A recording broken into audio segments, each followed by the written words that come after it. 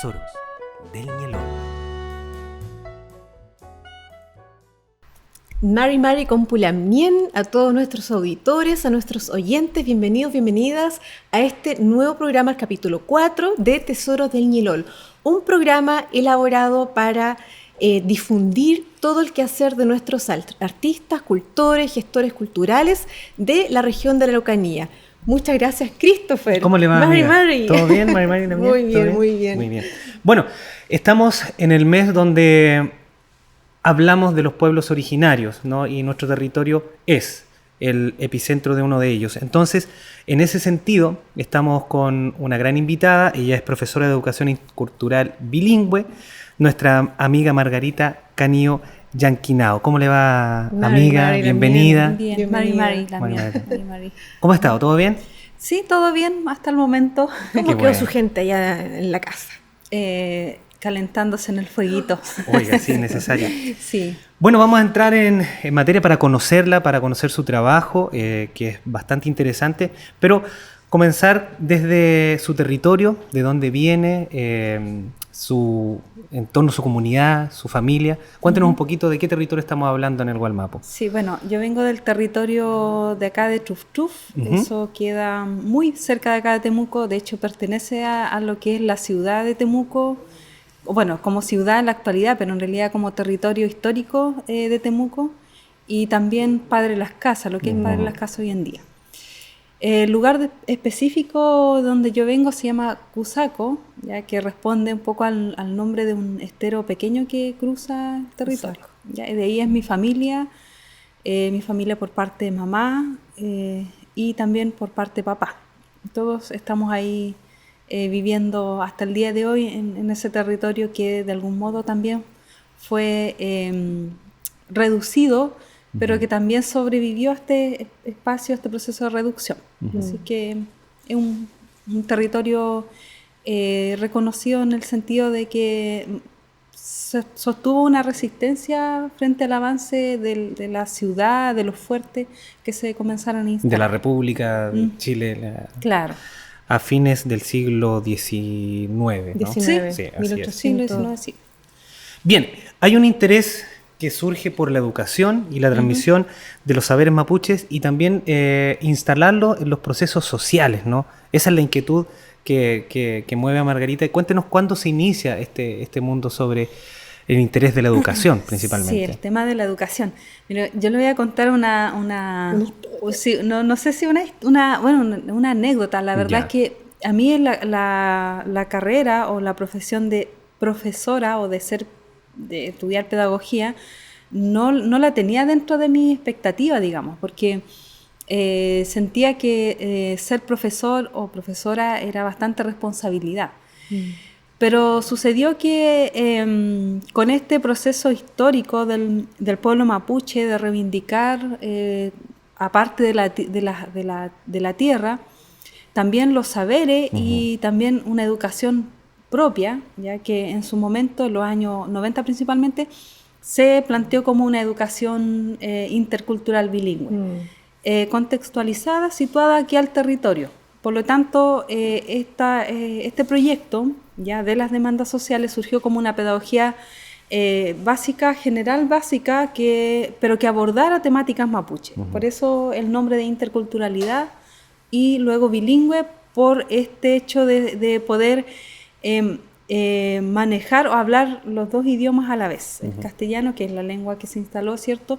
Y en este caso reivindicar y rescatar la lengua la lengua mapuche, que es el mapudungun o mapudungun. Entonces de ahí surge un poco la inquietud, digamos, de seguir, entrar a esta carrera que también viene de hace varios años ya, de los años 90 principalmente. Ya, súper. Feliz. Usted hasta hace poco, ¿no es cierto?, trabajando en la Universidad Católica de Temuco, ¿sí? Sí, hasta hace poco, ¿no es hasta hace cierto? poco estaba trabajando. Siempre con una perspectiva de investigación, ¿no? A propósito de esto mismo, que se encuentra con la pedagogía como una herramienta de difusión y de conservación, ¿no es cierto?, de la cultura, la lengua. Pero hay una perspectiva hoy de la investigación y también hay textos donde usted ha sido partícipe en ese sentido, ¿no? Y también tiene que ver con la difusión de esos saberes. ¿Qué nos puede contar un poco de sus textos? Hay uno muy insigne que es el Wenu Mapu, que es un texto sobre astronomía, ¿sí? Y cuéntenos un poquito de aquello. A ver, voy a hacer la relación con con este proceso, digamos, de estudios universitarios. ¿Ya? En el marco de la carrera siempre se nos formó con la idea de tener investigaciones, pero que sea relevando a las familias de los niños. Entonces, lo que nosotros teníamos que enseñar debía llevar, digamos, este contenido proporcionado por la familia, por los abuelos de los niños. De manera es que esta nueva perspectiva, digamos, de educación y de la historia también propia del pueblo mapuche tuviera esa vertiente, esa base, que finalmente es nuestra base, considerando que nosotros somos un pueblo de memorias, de oralidad y memoria, ¿no? Entonces de ahí parte un poco también este trabajo, ya que viene respondiendo un poco, digamos, a esta cuestión investigativa más institucionalizada, claro, ¿cierto? Con la una academia. Estructura, la academia, pero también no dejando de lado, o sea, incluso más, relevando la forma en que el pueblo mapuche, a través de sus ancianos, ancianas, coloca la historia, ¿no? Los relatos, las narraciones. No es la perspectiva occidental de educación. Claro, igual toma los elementos, por supuesto, pero considerando que hay un enfoque intercultural, por lo tanto debían estar ahí conversando ambas paralelo formas. A la vez, en el mismo interés y en la misma importancia. De ahí entonces surge Wenu Mapu, ¿ya? Que es conocimiento astronómico y cosmológico, digamos, del pueblo mapuche. El trabajo considera varios territorios, incluso la del Puel Mapu, que sería por el lado de Argentina, claro, en la actualidad, ¿cierto? ¿Me permite la mía? Sí, por supuesto. Por supuesto que el trabajo también lleva un aspecto de revisión bibliográfica de lo que ya se había hecho anteriormente por parte de algunos investigadores de corte más positivista, ¿no? Que veían el conocimiento astronómico, principalmente el pueblo mapuche, como un conocimiento no desarrollado, ya muy por debajo, digamos, de otras civilizaciones. Entonces, cuando vemos eso en la revisión bibliográfica, en la apuesta que se hace en los años, principalmente el principio de 1900, entonces nos insta a nosotros a decir que no, aquí hay una historia todavía viva, un conocimiento que todavía es práctico en la cotidianidad. Principalmente, y a propósito que estamos muy cerca, ¿cierto?, ya de celebrar o de conmemorar un año más o un ciclo más, ¿cierto?, del Huñol Chipantu,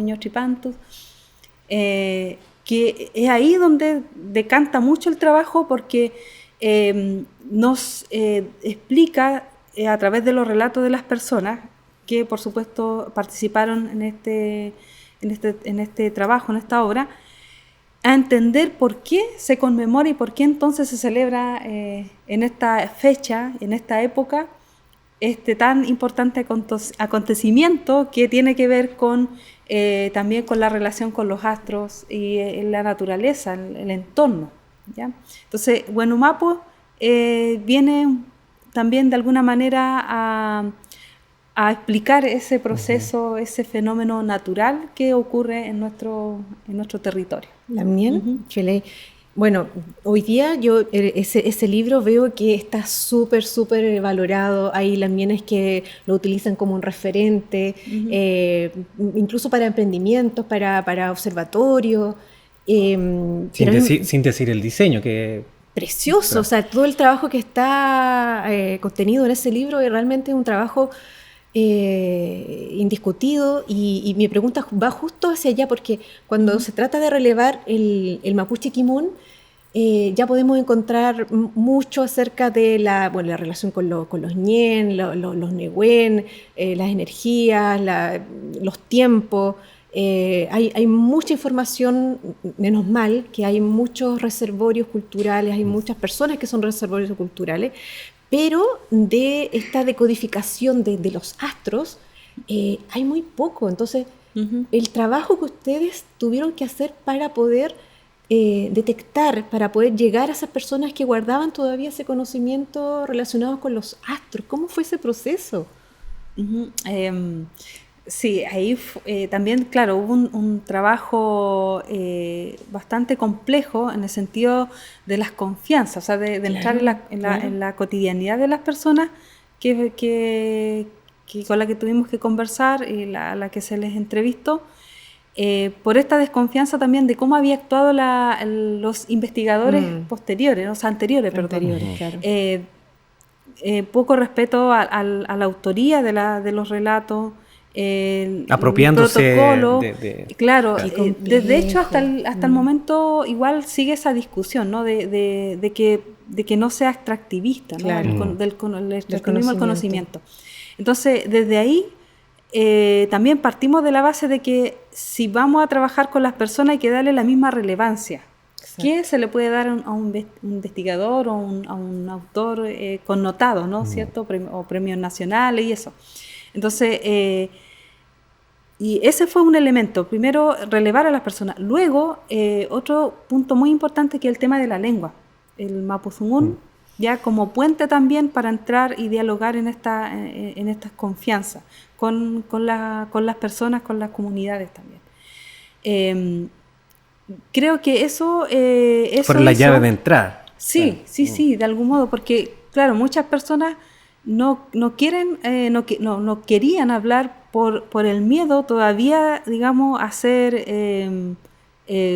a tratar su idioma, que hasta ese minuto era discriminado. Entonces, el ver que personas relativas, bueno, ahora vamos a decir que todavía estamos jóvenes, a pesar de los años, pero en ese momento todavía más joven, ver que sí, la lengua es un elemento importante de hacerle sentir a la persona que el Mapudungun es nuestra herramienta, Sí. ¿cierto?, de resistencia, de algún modo, en el tiempo, en la historia, hizo que la gente también pudiera Empezar a abrirse y hablar de este conocimiento que también era muy aislado para el mundo académico y para el público en general. Sí. Así como se abrió una puerta gigante con esto de relevar la lengua para poder relatar conocimiento astronómico presente todavía en la actualidad.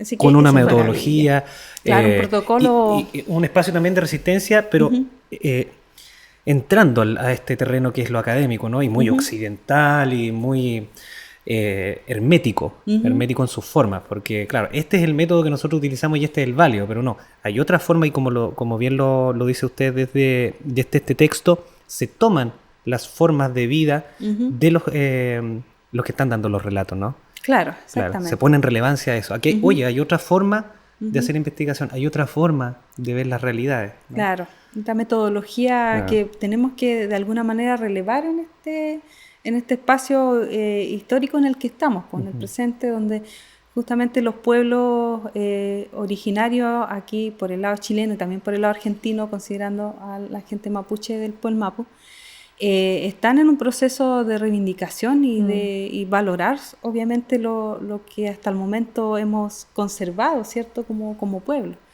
Entonces, eso es sumamente importante, darle esa connotación que no deja de ser político también. Claro. Es una actitud política, es un acto político el poner en relevancia a las personas mapuche hablante, nativo, ¿cierto?, de su lengua y también del saber. Claro. Incluso en esta cerrada metodología de la academia, abrir paso, mover cercos allá adentro para que esa metodología también sea distinta, porque se necesita una forma distinta para llegar a ese conocimiento que ustedes lograron relevar. O sea, los protocolos universitarios a lo mejor jamás hubiesen llegado a ese tipo de contenido. O sea, allá adentro tuvieron que ser también ustedes muy, muy estratégicos, claro, muy diplomáticos también para poder abrir esos espacios dentro de la academia. Claro. Trabajo. Sí, y ahí también uno se da cuenta de que dentro del mismo espacio o del mismo territorio todavía están las memorias del dolor, ¿no? El no querer hablar sobre un tema es porque todavía hay heridas muy abiertas en torno a los procesos, que por un lado es invisibilizar los conocimientos, los saberes, que en la práctica todavía están presentes. Entonces, las personas, por supuesto que en un afán también de resguardar su dolor, también a veces cuesta que se expresen, ¿no? Que se compartan. Claro. Hay otros textos también, ¿no? Está Sí, Bueno, sí. pero hay otras publicaciones donde usted también participa. Está Memorias de Marta Parra, está Lulcantún de la familia Neculfilu. Me llama mucho la atención el texto que tiene que ver con las memorias de Marta Parra. Ya. En términos como de los relatos divertidos que se puedan, que están contenidos ahí, ¿no? Sí. Y aquí sí quiero mencionar acá un tema súper importante que tiene que ver con el privilegio de que nosotros, esta generación contemporánea, lleno de tecnología, ¿cierto?, hayamos tenido la posibilidad de conocer a Marta Parra. Ya ella falleció hace ya 3 años. Y bueno, lamentable su muerte porque ella todavía tenía mucho por contar. El libro es un homenaje justamente a las personas que dentro de este dolor fueron capaces de relatar historias que alegraban el corazón. ¿Ya? Entonces eso es sumamente importante en el trabajo de Marta Parra. Incluso ella fue gran parte como autora, digamos, intelectual del formato y eso. Siempre lo trabajamos con ella y creo que eso, por lo menos en mi caso personal, quedo muy satisfecha en ese sentido, en el trabajo que es de alguna manera académico y que trata de aterrizar, digamos, en lo que la gente quiere, ¿no? Y bueno, contiene 4 historias relativamente largas, podríamos decir, pero, y además que está en bilingüe, pero lo que está en Mapudungun está 100% al Mapudungun, ¿ya? Manteniendo a casi 100% la originalidad de la forma en que Marta Parra se expresaba. Entonces, para que las personas que están iniciándose en la lengua, en el aprendizaje, en el reaprendizaje del Mapudungun, como también aquellos que ya tienen un nivel avanzado del Mapudungun, tengan la parte escrita apoyado con el formato oral. Entonces, es mucho más amigable, por un lado también, el leer y escuchar a la vez, conocer la voz, el sonido, la fonética del Mapudungun, muy particular en Marta Parra. ¿Ya? Como dijo un lamien una vez cuando conversó con ella, dijo, esta ñaña es 100% oralidad, dijo. Claro, entonces eso, cuando yo escuché eso dije, en realidad es así, o sea, tener el privilegio de haber compartido con una persona que tenía esa oralidad tan impregnada, digamos, esa oralidad mapuche impregnada en su ser, fue emocionante haber escuchado eso. ¿Y de dónde es la ñaña? ¿Y qué cree usted también que la impulsó a ella o le sirvió a ella para poder justamente tratar de acordarse del aspecto más lúdico? Pese a que como pueblo hemos sufrido muchísimo, pero sin embargo ella trató de salvaguardar ese aspecto lúdico del mapuche. Sí, Marta Parra vivía aquí muy cerca de Temuco, en Cajón, hay un lugar que se llama Yamuco y Pircunche, súper cerca de acá de la ciudad de Cajón, avanzando unos 2-3 kilómetros, y ahí vivía ella. Pero claro, su historia familiar viene de muchos otros territorios, o sea, tenía familiares que venían arrancando de la zona pehuenche y principalmente la zona de Mayeco, ¿ya? Esa es su biografía, digamos, de familiar. Y de ahí se establecieron los abuelos de ella. Y claro, ella, si bien no conoció a su papá, a mamá en profundidad, porque por este proceso, digamos, también histórico, los abuelos sobrevivieron y uno de sus abuelos, por la línea materna, decía que les contaba esta historia, ¿ya? Y ella describe la forma en que anciano, este abuelo se sentaba de pierna cruzada, decía, y le hablaba y le contaba, le relataba por horas muchas historias, justamente historias tristes, pero también historias divertidas. Qué maravilla. Entonces, de ahí dice que aprendió esta forma de resguardar la parte divertida, porque ella era bastante completa en lo que es la historia, las narraciones, los relatos. Entonces, claro, no fue solamente esto como historia divertida, sino ella tenía muchas historias más. Pero ella quiso relevar esto porque dijo que era importante que la gente también tuviera un espacio de escuchar historia que le hiciera reír, ¿no? Claro. Ujú. A pesar de ese contexto, A ¿no? pesar del contexto, claro. doloroso de Eso. usurpación y de genocidio, básicamente, que se llevó a cabo en el territorio, La mal ¿no? llamada pacificación. Claro, entre comillas, Sí. ¿no? Hay otro texto que aquí me llama mucho la atención desde el punto de vista histórico. tremendo texto. Un tremendo texto. Historia y conocimiento oral mapuche, sobrevivientes de la campaña del desierto y ocupación de la Araucanía, 1899 a 1926. Cuéntenos un poco cuál es el formato que busca este texto, porque hay recopilación histórica de la época, estamos hablando de finales del siglo XIX y principios del XX. Ajá. Este trabajo tiene a ver, como metodología más de revisión de archivos. Ya. Ahora, lo interesante de este trabajo es que quien recopila, que es un investigador alemán, Robert Lehmann-Nietzsche, que estuvo por mucho tiempo en el Museo de La Plata en Argentina, de la ciudad de La Plata. Ya. Que ahí está hasta en la actualidad uno de los museos más grandes de Latinoamérica, del Cono Sur principalmente. ¿Qué tiene este museo? Que es un museo que carga con mucha historia, ¿no? Historia de la violencia, por supuesto.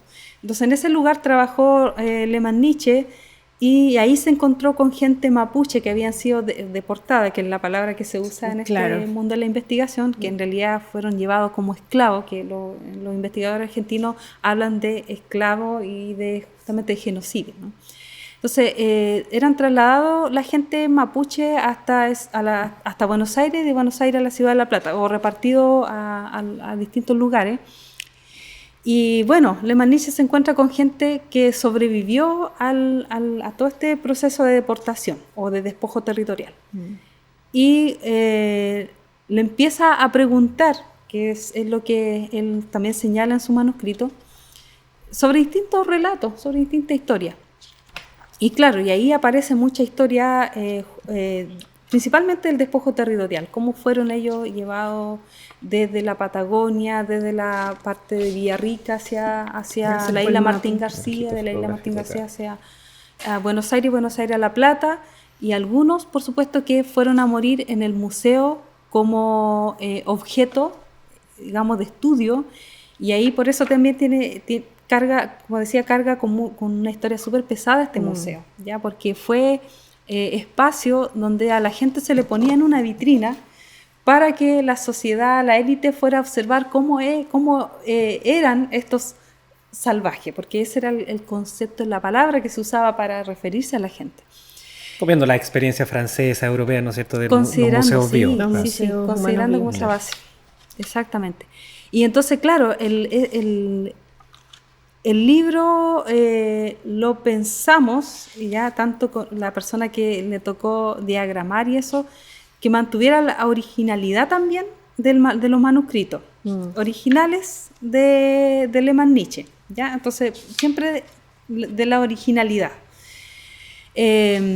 Por otro lado, la traducción, importante para que se pudiera entender lo que estaba expresando en ese relato que llevaría en la actualidad 130 años, ¿ya?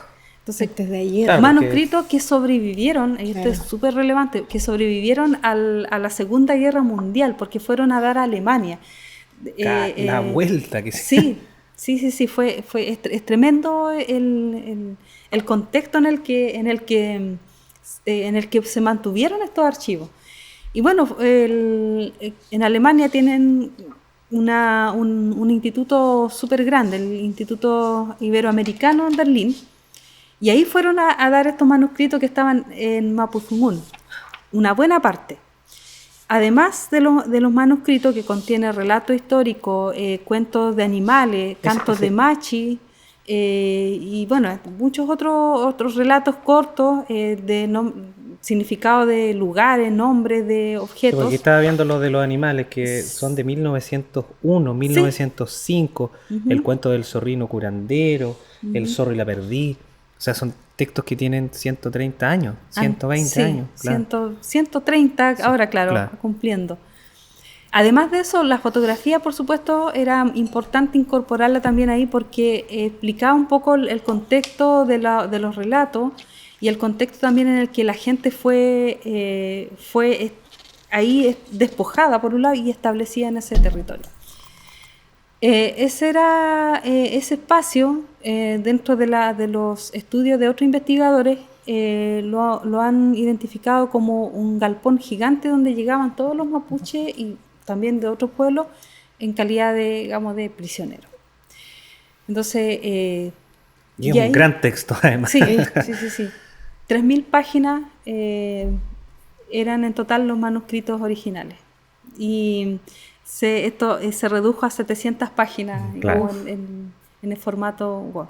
Y además de eso tiene audios en formato fonógrafo de los conos estos de cera que permitían la grabación de voz en aquellos años. Fueron el primer aparato tecnológico que permitió grabar voz. Entonces también contiene ese otro elemento que... Como está el elemento fonético, ¿no? Sí, el Claro. elemento fonético. ¿Y cómo habrá cambiado el Mapudungun Claro. de aquella época hasta ahora? La verdad, una de las que se puede escuchar más nítido, no hay tanta diferencia. Wow. No hay tanta diferencia. Lo que sí lamentamos que 4 de los audios, que en total son 8, de lo que sobrevivieron, digamos, yo creo que hay más porque entre los traslados y después el deterioro, los bombardeos que se hicieron también hicieron que muchos archivos desaparecieran. Entonces, algunas estaban todavía con ese, digamos, estaban quemadas. Entonces, no se pudieron rescatar los sonidos, pero claro, los otros que se lograron conservar. Y para su mayor conservación, lo que hicieron los del archivo de etnomusicología sudamericana, porque había una sección completa de todas las recopilaciones que habían hecho estos investigadores de la época, lo que hicieron fue crear una copia de cobre, porque la de cera se gastaba con el por tiempo, reproducirlo. Por reproducirlo, Claro. sí. Entonces... El de cobre entonces hizo que permaneciera por mucho gasto. Yo creo que por mucho más tiempo vamos a tener esos audios que hoy en día... Ahora ya están- digitalizado, ya afortunadamente. Sí. Claro. Ujú. Sí. Qué tremendo, qué tremendo. Sí. O sea, cuánta información hay de estos procesos que han sido súper dolorosos, particularmente para el pueblo mapuche, y que que está hayan fuera, so- y que está fuera Claro. de estas fronteras. Y cuán es tan necesario que esa información llegue de alguna Por eso forma. admirable y también el trabajo de Lamien, porque le está haciendo una pega tremenda muchas de gracias, poder de verdad. traerlo de vuelta, ¿no? Y que la gente sepa de lo que somos en este territorio. Sí, que se difunda ese material y que, bueno, exista también este cambio cultural potente gracias a esta información que nos trae. Exacto. Bueno, desde el punto de vista, ¿no es cierto?, volvemos al terreno de la academia, donde también hay un espacio de resistencia y está la reflexión sobre los derechos que pueden tener otras formas de vida, como Ajá. es el derecho de la naturaleza. Ujú. Hablamos hace pocas horas, ¿no es cierto?, de nuestro proceso constituyente y cómo pensamos que desde ahí también pudiese haber un punto de partida desde la lógica un poco occidental de cambio cultural, pero desde la lógica de pueblo originario la naturaleza es todo también. Entonces, ¿cómo instalamos también ese derecho de la naturaleza, de estas otras formas de vida? Y cambiamos el switch en la lógica occidental. Claro, bueno, ahí hay un planteamiento, ¿cierto? Metodológico, contemporáneo también,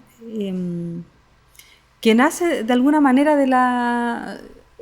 No, o sea, que nace en realidad de las demandas sociales, por todas las causas negativas que han tenido las instalaciones de megaproyectos, ¿no?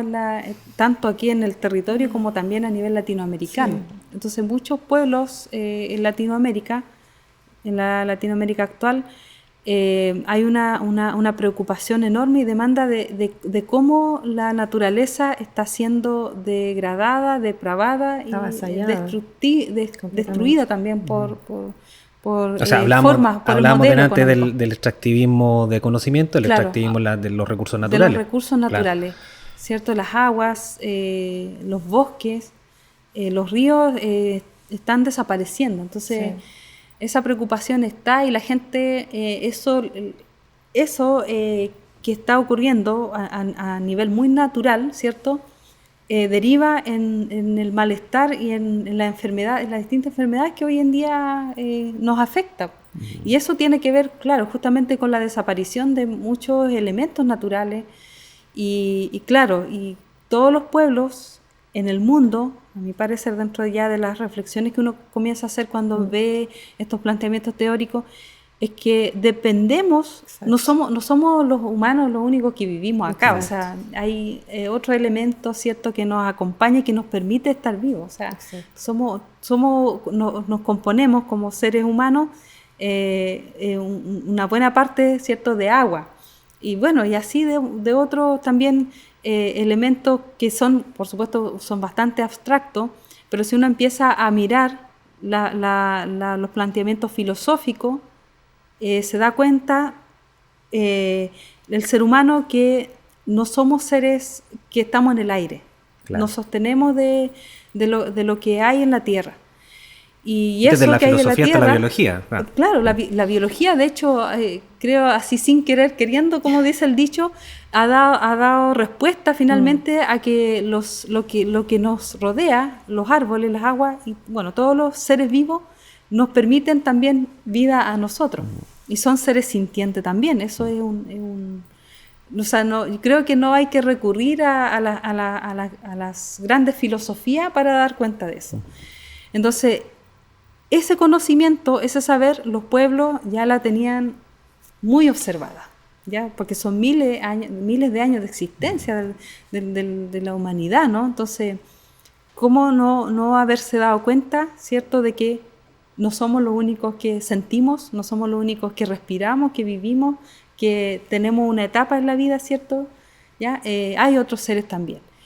Entonces, bajo esta reflexión, ¿cierto?, hoy en día hay una postura política también de decir de que no somos solamente las personas el centro, digamos, de la existencia, sino hay otros seres con forma no humana, por supuesto, que también requieren de tener derecho de ser cuidados. Exacto. Y bueno, eso, por supuesto, bajo esta lógica de las teorías, ¿cierto? Van a hablar del poshumanismo, ¿cierto? La modernidad vista como en una perspectiva más ontológica, ¿ya? De que hay un saber, hay un saber, un estudio, una reflexión en torno a nuestro espacio, que eso también tiene vida, tiene forma, tiene una existencia, una razón de ser aquí en la Tierra y en el universo completo, ¿ya? Entonces, por lo menos creo que en unos varios años más vamos a tener, eso espero, ¿no? Vamos a tener el apoyo de la ciencia moderna, de que den cuenta de que no somos solamente nosotros, sino la naturaleza también tiene vida, una vida también tan real, una vida tan profunda como la del ser humano.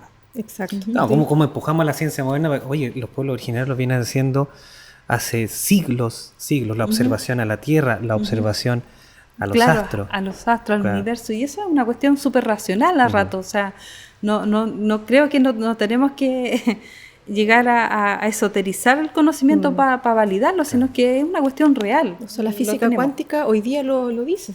Somos energía, todos somos seres dependientes, pero bueno, falta instalar todavía esos saberes sobre todo en la sociedad occidental, que depende, como que necesita mucho de... La comprobación. Sí, la comprobación y la ciencia, pero bueno, estos saberes ya los pueblos originarios lo venían trabajando hace mucho, lo tenían clarito, lo teníamos clarito hace ya milenios. La mien, oye, se nos va siempre el tiempo. Sí. Pero es re interesante la conversación. Ay, sí. Bueno, usted está ahora en otro proyecto, en otro desafío, que es un doctorado de Ciencias Humanas, mención Discurso y Cultura. Un poco largo el título, pero Sí, muy bueno, interesante. No sé cómo va a quedar eso en el cartón. Claro. Cuéntenos un poquito de este nuevo desafío.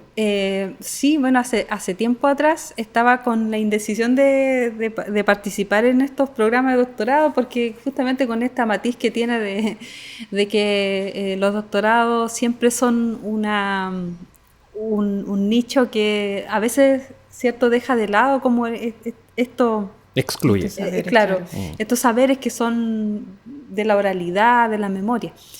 Pero claro, el programa me interesó en el sentido de que justamente quiere abordar esta complejidad de manera más interdisciplinaria, o sea, considerando la filosofía, la sociología, la antropología, la arqueología, la geografía. Ciencias sociales, literatura, lingüística. Claro, lingüística, esto es completo. todo, Es lo que integral. justamente los pueblos originarios, específicamente en el mundo mapuche, también nos convoca, ¿no? Porque nosotros no podemos decir que de la tierra solamente vamos a vivir o de la lengua, sino es una cosa completa, la naturaleza, todo. Exacto. Hay una interrelación, ¿cierto? Una interdependencia, entonces... creo que desde el punto de vista teórico, y en este caso las ciencias sociales y humanas nos pueden ayudar un poco a que esto se pueda entender en una esfera como más aislada, ¿cierto?, de lo social y en este caso del mundo mapuche y de los pueblos indígenas en general. O sea, hacer ese puente de la perspectiva teórica, decir de que los pueblos tienen una base, ¿cierto? Entonces, por eso también me interesó embarcarme y viajar en este proyecto también un poco complejo. Un programa de doctorado siempre tiene sus cosas ahí Sí. complejas. Y que lo está llevando a cabo junto a la Universidad Sí, Austral. en la Universidad Austral. Sí. Perfecto. También Bueno. desde el territorio, esa es una cosa importante. Claro, y en este entramado interdisciplinario, como dice Margarita, ¿no es cierto? Filosofía, humanidades, ciencias sociales y literatura, y está el mundo de la lingüística, a mí me llama harto la atención. Conversábamos fuera de set cómo la lengua se sostiene en el territorio independiente de los kilómetros que hayan de distancia, ¿no es cierto? Conversábamos las realidades que pueden haber al otro lado de la cordillera, en Argentina, frente a voces que están en este otro lado de la cordillera, ¿no es cierto? Que siguen muy similar a pesar de la distancia y todos los pasares históricos oscuros que han tratado de ocultar eso. Entonces, súper interesante ese planteamiento lingüístico también, ¿no? Como habla de la resistencia. De la resistencia, claro, por un lado, y de la relación también de los territorios, de cómo había movilidad, ¿no? Había alianzas, como le llaman desde el punto de vista más histórico, de los territorios. Y por lo tanto también el territorio permitió alojar y permitió también mantener a las personas vivas en este espacio, en este espacio más físico, y a través de la lengua. El reconocer las denominaciones de los lugares, ¿cierto? Y por eso es importante también la lengua, o sea, que algo que se pueda enunciar, que sea en su propio idioma, creo que también le da mucho valor al territorio. Y le da vida también a que aquí existe, hay una historia, es diferente, ¿cierto?, a este contexto como estructuralista, ¿cierto?, que quiere como encajar todo en una y de una misma forma, ¿no? Hay diferencias, por supuesto, en los territorios y la lengua lo expresa muy bien. Entonces, por eso es importante mantener, digamos, y relevar la lengua en los distintos espacios. Maravilloso. También, bueno, el tiempo occidental, volvemos, Sí. ¿no es cierto? Que nos complica. terrible. Yo quiero agradecerle también la disposición para venir a este espacio de conversación, de instalar saberes, de instalar esta temática, porque tenemos que batallarle a la ignorancia y a los prejuicios. Así que le agradezco, Feliz. Lamien, por su amabilidad Sí. y ese libro abierto que es en términos de conocimiento. Jessica. Sí, la misma Margarita. Bueno, hay material muy, muy importante que usted nos trajo hoy, algunas muestras. Yo sé que hay mucha gente que va a estar muy interesada en poder seguir este material, en poder adquirir eventualmente alguna de estas publicaciones. ¿Cómo la podemos ubicar? ¿Tiene redes sociales? ¿Cómo la podemos seguir? Seguir su trabajo. A ver, ya creo que voy a empezar a publicar más sobre mi trabajo en las redes sociales. Tengo un Instagram que se llama Con Marcarita-Anay. K. Margarita. Sí, Con K-Anay. Anay, sí. Un poco la forma de decir Margarita, pero en ese castellano mapuchizado o Sí. lengua mapuche castellanizado, es una mezcla. Es una palabra de Margarita. cariño, Sí, Anay. Anay, sí. Como Nanay. Ujú, Sí. sí. Feley. Yo, una última cosa Sí, sí. antes Por de favor. cerrar, de este libro, que no lo mencioné en el relato, solo para decir de que quisiera conmemorar a dos personas que ya fallecieron, que están en este libro, que es Domingo Petrullán Neculfilu, originario de Liquiñe, Caririñe, que ahí podemos escuchar sus cantos y más adelante hay posibilidad, ¿cierto?, de que se pueda divulgar más. Y de una persona muy importante también, Clementina Neculfilu. Ambos, mis palabras eran para decir que espero que ambos estén en el Huenumapu, ¿cierto?, tomando mate y haciendo el cantún. Mañón. ¿Ya? El libro Sí. se llama Memoria Oral Mapuche en los cantos de la familia Neculfilu. Feley Lamien. Un homenaje Eso. también a ella. Gracias, Lamien. Bueno, Gracias a recordarles usted. que este programa se transmite todos los jueves a las 20 horas por las redes sociales de Culturas La Araucanía, Pabellón Araucanía, en YouTube Pabellón Araucanía, y este nuevo formato de este año, ¿no es cierto?, a Spotify como podcast, para que lo pueda escuchar viajando, qué sé yo. Sí. Gracias, Lamien. Gracias, Jessica. Mañón, Rubén Mañón Lamien, por estar aquí con nosotros, por compartirnos todo este trabajo, todo este conocimiento. Y los esperamos, seguidoras, al próximo jueves. Peucayal con Chao, chao, Pulamiel, Peucayal. Chaltumay.